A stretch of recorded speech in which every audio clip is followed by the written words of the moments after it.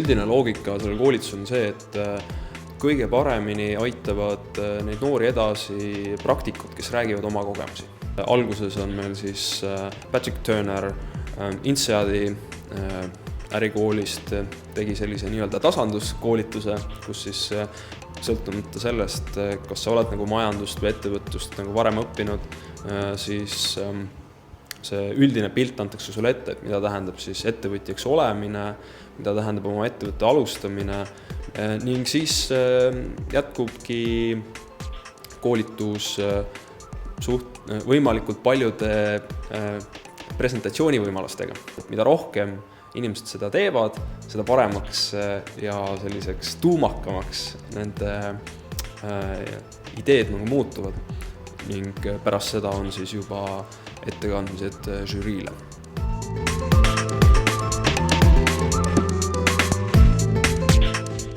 Kartus oli alguses see, et kui sa tuled koolitustele, siis see on Peep Vain, niisugune, et kõik seisavad ja tantsivad ja karjuvad. Aga tuli välja, et see ei ole seda.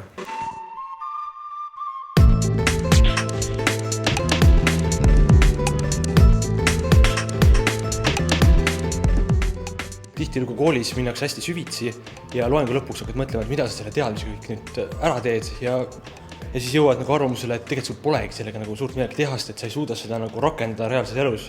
Aga ajujahis on hoopis vastupidi.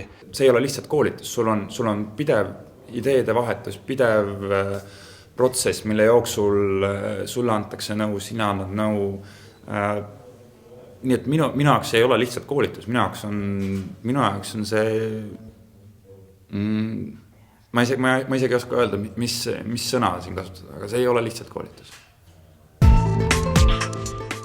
Eesmärk kindlasti ei ole, et kui inimene astub siit ruumist välja, et siis ta ongi Bill Gates, vaid et me tahame aidata kaasa noorte ettevõtjate ambitsioonikate ideede teostamisele.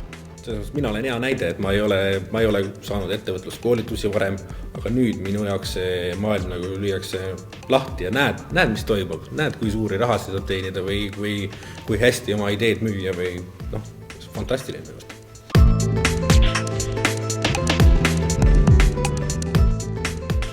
Ajujahi eesmärk iseenesest on just see teavitamispool ja ettevõtlusjulguse kasvatamine kõigis noortes. Ja see, et me selle tulemuse nüüd iga aasta 25 noorele anname natuke rohkem, on pigem see, et me kasvatame siis neid eeskujusid ette, kelle varalt tuua neid näiteid ja siis kelle varalt siis teised noored saaksid ennast, kellega nad saaksid samastada ennast. Kui ei tule võitu, kas siis oli raisatud aeg? Kindlasti mitte. Ja on olemas ajujaht. Järgmine ja ajujaht ülejärgmine. Alati saab uuesti